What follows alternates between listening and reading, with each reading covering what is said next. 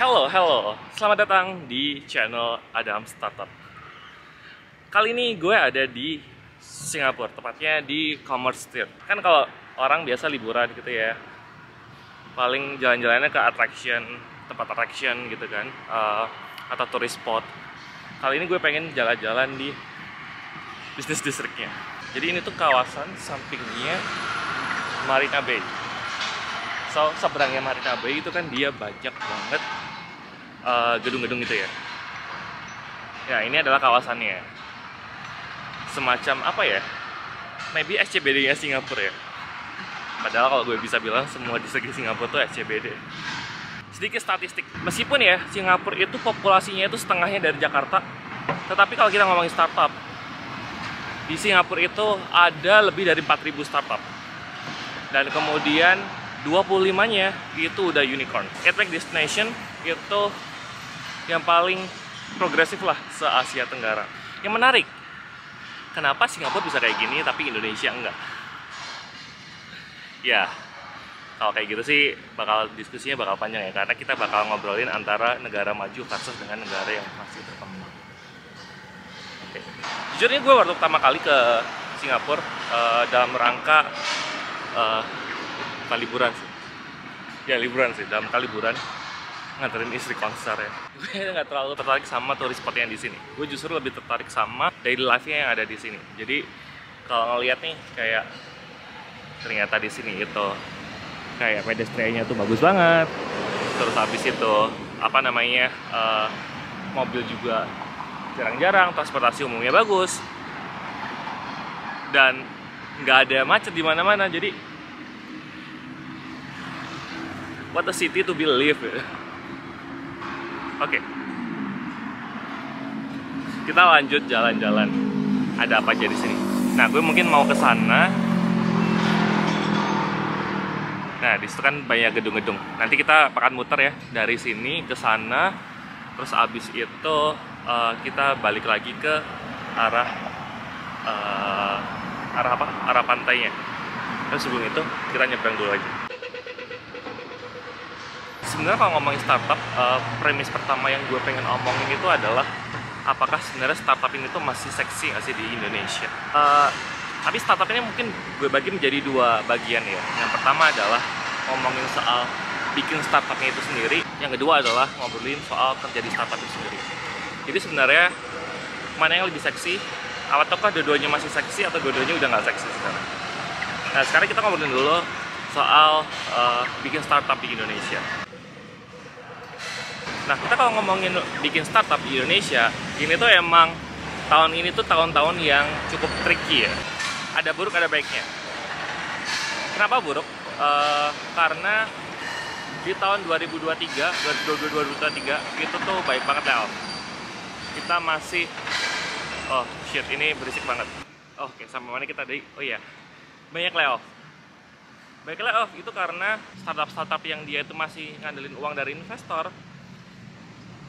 Sekarang tuh kejadiannya semua investor nggak mau invest lagi. Susah lah gitu. Makanya untuk mencegah kayak company-nya itu tiba-tiba bangkrut atau nggak bisa jalan lagi, makanya ada layoff.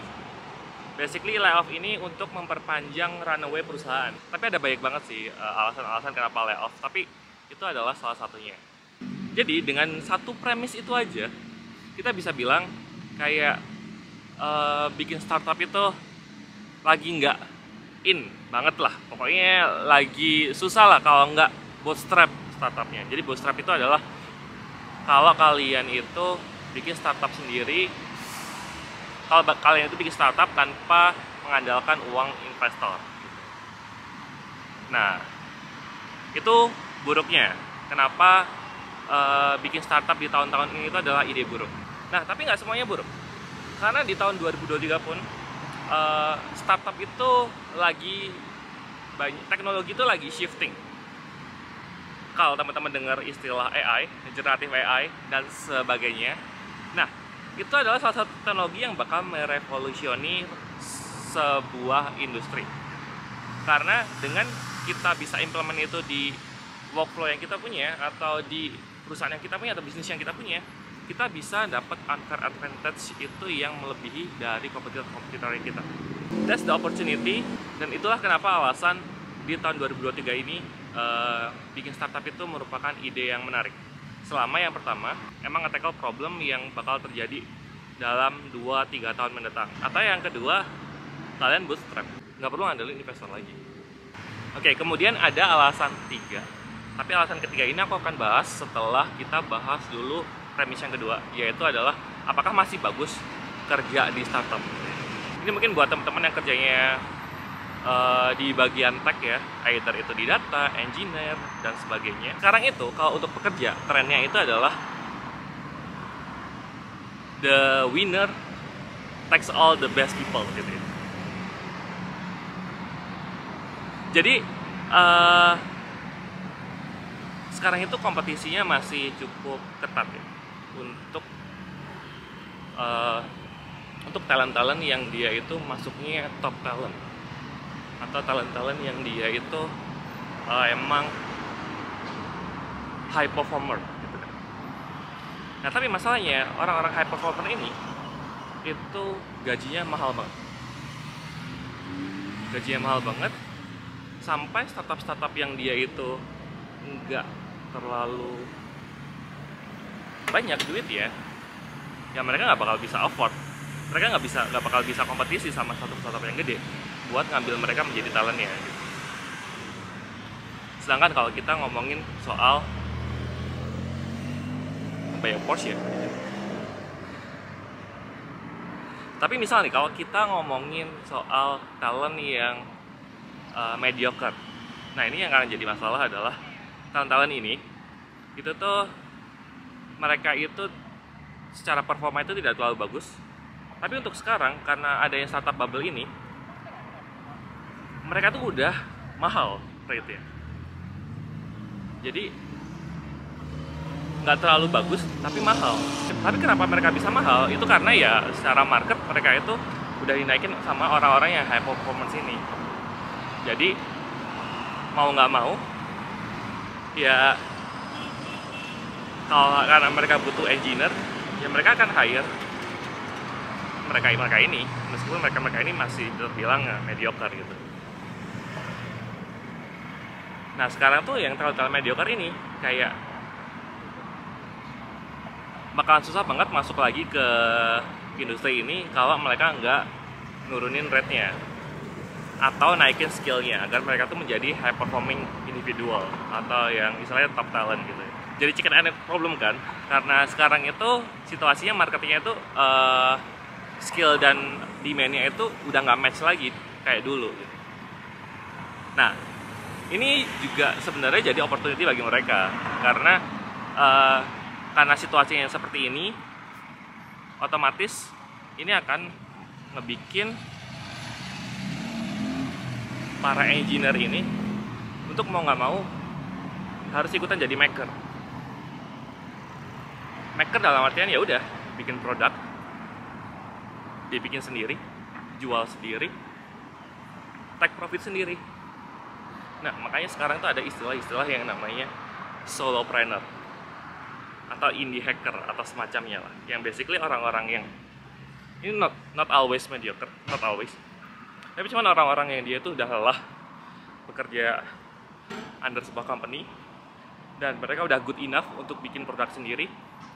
Ya akhirnya ya udah mereka mutusin untuk bikin perusahaan sendiri karena basically mereka ngelihat karena basically emang secara opportunity kalau produk itu bisa di-develop sendiri, bisa di-marketingin sendiri, bisa dijual sendiri, profitnya unlimited. Jadi gaji mereka bakal unlimited karena mereka udah nggak ketergantungan lagi employer yang bakalan gaji mereka. So that's the trend. Nah itu makanya mungkin bisa aja berawal dari solopreneur kemudian jadi founders, jadi bikin tim, jadi nggak cuma sendirian aja.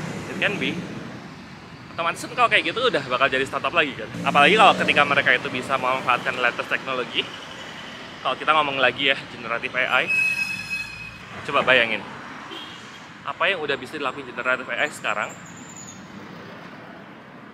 yang udah bisa nge-replace human resource kayak marketing. Marketing yang penting udah tahu basic knowledge-nya marketing. Sisanya kita bisa minta bantuan AI buat ngebikinin yang pertama content plan-nya atau sampai dengan copywriting-nya. Apalagi sekretari atau apa, atau bikin dokumen administrasi. Itu untuk hal-hal yang kayak gitu udah bisa digantikan oleh AI.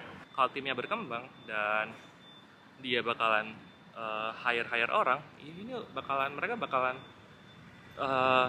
jadi tim yang lean banget, karena mereka udah optimize lagi dengan teknologi yang kita punya sekarang untuk ngebantuin workflow-nya mereka. So, what do you think? Jadi sebagai kesimpulannya adalah yang pertama, yes, startup itu udah nggak lagi seksi sekarang. Apalagi startup yang dia itu baru merintis, yang dia itu tidak, jadi kayak problem yang di solve tuh nggak terlalu gede, karena kayak potensi untuk matinya itu lebih gede sekarang. Tapi di sisi lain, gue nggak mau ini mematahkan semangatnya teman-teman yang nonton video ini kalau mau bikin startup, karena secara opportunity masih gede banget. Asalkan teman-teman itu bisa main secara sesuai dengan yang cara mainnya sekarang. Jadi kayak ya udah nggak usah manfaatin uang VC lagi. Jadi mulai dari bootstrap, terus kemudian juga mulai dari jadi solo founder aja gitu. Nggak usah habisin resource buat hal-hal yang sifatnya nice to have gitu. Jadi kayak yang penting adalah fokus ke core bisnis kalian. Jadi kayak apa yang mau kalian pecahkan. Dari situ harusnya kalau teman-teman tuh ngelakuinnya secara benar, ya there's nothing to worry. The most important of the business, yang namanya bisnis, itu transactional. Kita ngeluarin apa, kita dapetin apa, dan kita make margin di situ. At least selama teman-teman bisa ngasilin margin di situ dengan tech yang teman-teman punya atau dengan produk yang teman-teman itu bikin, eventually bakalan bisa tetap sukses sih. Let's go build something, let's make something. Ya nantinya, we still don't know. Mungkin sekarang kita cuma bisa bikin yang at least get things done. Tapi kita masih nggak tahu kalau potensi kedepannya seperti apa. Apakah bakal jadi the next $1 billion company, or it just good enough to membuat kamu bisa hidup dengan sejahtera dan layak. That's the choice, that's the opportunity, and that's food for thought for you. So yeah, thank you semuanya, and see you on the next video. Bye.